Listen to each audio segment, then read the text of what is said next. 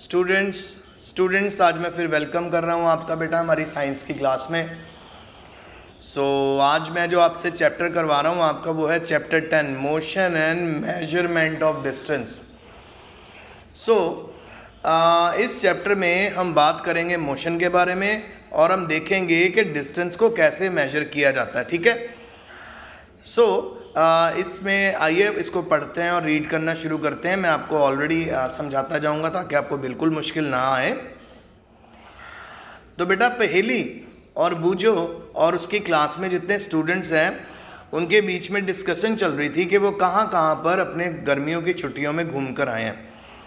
कुछ लोग गए थे विलेज में घूमने के लिए ट्रेन से, कुछ लोग गए थे बस की मदद से और कुछ लोग गए थे बलक और कार्ट्स की मदद से। कुछ है ठीक है।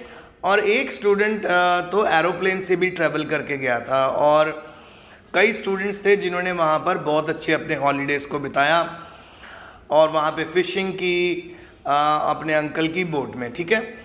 फिर टीचर ने पूछा कि क्या तुम न्यूज़पेपर पढ़ते हो, क्या उसके अंदर आर्टिकल्स पढ़ते हो? तो उन आर्टिकल्स में क्या तुमने पढ़ा कि छोटे व्हील्स वाले व्हीकल्स भी मूव होते देखे गए हैं मार्स के ऊपर और एक्सपेरिमेंट्स कंडक्ट किए गए हैं। तो बेटा इसको स्पेस एस्ट्रोनॉट्स के बारे में हम बात करते हैं। स्पेस में जो नासा है और जो एस्ट्रोनॉमिकल साइंस है उसके जो साइंटिस्ट हैं और जितने भी एस्ट्रोनॉट्स हैं वो रेगुलरली हर साल स्पेस में जाते रहते हैं, अलग अलग प्लैनेट्स को विजिट करते रहते हैं। और हम किस चीज़ को ढूंढ रहे हैं? हम लाइफ को ढूंढ रहे हैं किसी और प्लैनेट के ऊपर। अगर तो लाइफ धरती के ऊपर है और धरती पे लाइफ होने का सबसे बड़ा जो इंडिकेशन, जो सबसे बड़ा करैक्टर क्या है, यहाँ पे पानी है और यहाँ पे एटमॉस्फेयर है। पानी और एटमॉस्फेयर होने के कारण बेटा जो हमारी अर्थ है उसका जो सर्वाइवल है वो बहुत अच्छा हुआ है। ठीक है ना। हाँ जी। मैं आपको ये बताना चाह रहा हूँ कि आपको पता होना चाहिए कि इस तरह के जो एक्सपेंडिचर्स हैं वो कंटिन्यूसली चलते रहते हैं और लोग स्पेस में जाते रहते हैं और नई नई डिस्कवरी करते रहते हैं। तो वहाँ पे मैम ने पूछा कि आप जाइए, क्या आप लोगों ने किसी न्यूज़पेपर में एक छोटा सा व्हीकल देखा मार्स के ऊपर, मार्स की सॉइल के ऊपर चलता हुआ? तो अगर तो आपने मार्स की सॉइल के ऊपर वो व्हीकल चलता हुआ देखा तो आपने नोटिस किया कि उसके व्हील्स कितने छोटे छोटे थे। ठीक है। इन व्हीकल्स को स्पेस क्राफ्ट्स की मदद से वहाँ पर लेकर जाया गया और व्हीकल क्या सर्च कर रहे हैं वहाँ पर? व्हीकल सर्च कर रहे हैं बेटा वाटर सर्च कर रहे हैं और वहाँ पर सॉइल को भी सर्च कर रहे हैं। फिर उसके बाद बेटा पहेली जब पढ़ रही थी स्टोरीज तो उसने ये भी देखा कि पुराने इंडिया में, एंशिएंट इंडिया में उसने ये भी जानना चाहा कि लोग कैसे ट्रैवल करते थे जब वो एक जगह से दूसरी जगह जाते थे। तो मेजर इस पूरे पैराग्राफ के अंदर क्या बात हो रही है? इस पूरे पैराग्राफ में ट्रैवलिंग के बारे में बात हो रही है। ये बात हो रही है कि लोग एक जगह से दूसरी जगह कैसे जाते थे, कौन कौन से चीज़ों को इस्तेमाल करते थे। तो क्या आज हमारे पास आगे चलते हैं, आइए हम पढ़ते हैं स्टोरी ऑफ ट्रांसपोर्ट। इसमें हमें पता चलेगा कि ट्रांसपोर्टेशन कैसे शुरू हुई। तो बेटा बहुत बहुत साल पहले, लॉन्ग अगो, तो लोगों के पास ट्रांसपोर्ट का कोई मीन्स नहीं था। तो वो कैसे मूव करते थे? सिर्फ अपने पैरों पे मूव करते थे और जो उनका सामान होता था या तो वो अपनी बैग के ऊपर रख के चले जाते थे या वो जानवरों की मदद से, एनिमल्स की मदद से चले जाते थे। फिर उसके बाद अगर उन्होंने पानी के ऊपर ट्रैवल करके जाना होता था तो वो बोट्स की मदद से ट्रैवल करते थे। पुराने समय में, एंशिएंट टाइम में तो बोट्स तो बहुत पहले से ही एग्जिस्टेंस में आई हुई हैं, है ना। अब जैसे फॉर एग्जांपल जो पुरानी शुरुआत में जो बोट्स बनती थी सिंपल लॉग्स की बनी होती थी, लकड़ी के बड़े बड़े लॉग्स होते थे, उनको बांध दिया जाता था और वो एक बोट का रूप ले लेते थे। बाद में लोगों ने इन पीसेस को आपस में टुगेदर फिट करना शुरू करा और बोट्स की जो शेप थी वो एग्जिस्टेंस में आई। अच्छा, बोट ने अपनी शेप कहाँ से ली? बोट ने अपनी शेप ली जो एनिमल्स पानी में रहते थे। आप सभी जानते हैं कि पानी के अंदर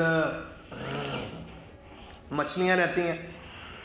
सो बोट की शेप कैसी बनी? बोट की शेप ऐसी बनी कि वो बिल्कुल मछली के जैसी होती है, और इन शेप्स को फॉलो करते हुए जो मूवमेंट है वो आसान हो गई। अगर आप मेरे साथ रिकॉल करो चैप्टर नंबर 8 और 9 जब मैं आपको पढ़ा रहा था, सो वहां पर मैंने आपको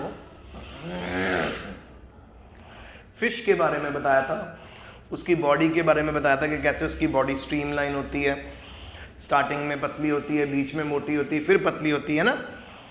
फिर उसके बाद बेटा इन्वेंशन ऑफ व्हील के बारे में बताया जा रहा है कि जैसे ही व्हील इन्वेंट हुआ, जैसे ही व्हील की डिस्कवरी हुई, पहिए की डिस्कवरी हुई, जो मोड ऑफ ट्रांसपोर्ट है वो बिल्कुल बदल गया और बहुत ही आसान हो गया। और जो डिज़ाइन है व्हील का वो समय के साथ धीरे धीरे इम्प्रूव होता जा रहा है, और इम्प्रूव होते होते बहुत आगे बढ़ गया। न्यू बिल्डिंग, ठीक है। फिर उसके बाद एनिमल्स का इस्तेमाल किया जाने लगा व्हीकल्स को पुल करने के लिए व्हील्स की मदद से।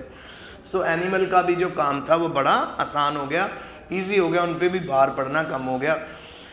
और न्यू बिल्डिंग, और जो डिस्टेंस भी बहुत जल्दी कवर होने लग गया, समय कम लगने लग गया। 19th सेंचुरी के शुरू होने से पहले पीपल एनिमल पावर के ऊपर ही डिपेंड हुआ करते थे जब वो ट्रैवल करते थे वन प्लेस टू अनदर। फिर उसके बाद बेटा धीरे धीरे स्टीम इंजन की इन्वेंशन हुई, फिर new source of power invent हुआ, रेल रोड्स बनने लगी, ठीक है, स्टीम इंजन जिनके ऊपर चलाए जाते थे, और उनके ऊपर ढेर सारा सामान एक जगह से दूसरी जगह ले जाया जाने लगा। फिर बेटा समय के साथ जैसे जैसे साइंस ने तरक्की की, टेक्नोलॉजी ने जैसे जैसे इम्प्रूवमेंट की, ऑटोमोबाइल्स बनने शुरू हो गए, और ऑटोमोबाइल्स में मोटराइज बोट्स आ गई, शिप्स आ गई, जिनकी मदद से वाटर के ऊपर बहुत बड़ा बड़ा ट्रांसपोर्ट किया जाने लग गया। अर्ली 1900 में बहुत ज़्यादा एरोप्लेन की डेवलपमेंट को भी देखा गया, और बाद में इन एरोप्लेन्स को इम्प्रूव भी किया गया ताकि वो अपने अंदर पैसेंजर्स को भी ले जा सकें, सामान को भी ले जा सकें। इसी तरह बेटा धीरे धीरे नई नई टेक्नोलॉजी के साथ नए नए ट्रांसपोर्ट के मीन्स जुड़ते गए। इलेक्ट्रिकल ट्रेन्स आ गई, मोनो रेल्स आ गई, सुपरसोनिक एरोप्लेन आ गए बेटा। सुपरसोनिक एरोप्लेन जो बहुत ही ज़्यादा हाई स्पीड पे ट्रैवल करते हैं, ठीक है, उनकी भी डिस्कवरी हो गई। और 20th सेंचुरी तक जब हम पहुंच गए हैं तो अब तो बेटा बुलेट ट्रेन्स चलने लग गई हैं, दिल्ली में इतनी अच्छी मेट्रो चलती है। सो आपने देखा कि समय के साथ जैसे जैसे समय बीतता गया, इम्प्रूवमेंट होती गई, और आज हम एक ऐसी जगह पे, ऐसे समय में आ गए हैं जहाँ पे ट्रांसपोर्टेशन बहुत ही बदल गई है। अगर हम व्हील्स के बारे में बात करें, व्हील्स बड़े इम्प्रूव हो गए। पहले कितनी पंक्चर की प्रॉब्लम आया करती थी, ट्यूब्स में ट्यूब होती थी, पर आजकल बेटा ट्यूबलेस टायर आ गए हैं। ट्यूबलेस टायर आने से क्या हो गया, बहुत ही कम पंक्चर के चांसेस होते हैं, और ट्यूबलेस टायर में आपको टायर को खोलना भी नहीं पड़ता, उसी में पंक्चर लग जाता है। तो बहुत ज़्यादा इम्प्रूवमेंट देखने को मिली। फिर उसके बाद बेटा आपको यहाँ पे एक डायग्राम दिखा रहा हूँ जिसमें आप देखो अलग अलग तरह के ट्रांसपोर्ट आपको दिखेंगे। सो देखो साइकिल आपको देखने को मिल रही है, एरोप्लेन मिल रहा है देखने को, एयर ट्रांसपोर्ट, लैंड ट्रांसपोर्ट में साइकिल आ गई, बस आ गई, कार्ट आ गई, ट्रेन आ गई, और वाटर ट्रांसपोर्ट में हमारी शिप है, और एयर ट्रांसपोर्ट में आपके सामने आ गया हमारा प्लेन। फिर उसके बाद क्या आज कुछ ऐसे ट्रांसपोर्ट हैं जिनका इस्तेमाल अब बहुत कम हो गया? बिल्कुल। जैसे अगर हम कार्ट के बारे में बात करें तो बैलगाड़ी के बारे में बात करें, अब बहुत ही रेयरली आपको बैलगाड़ी देखने को मिलेगी। क्यों?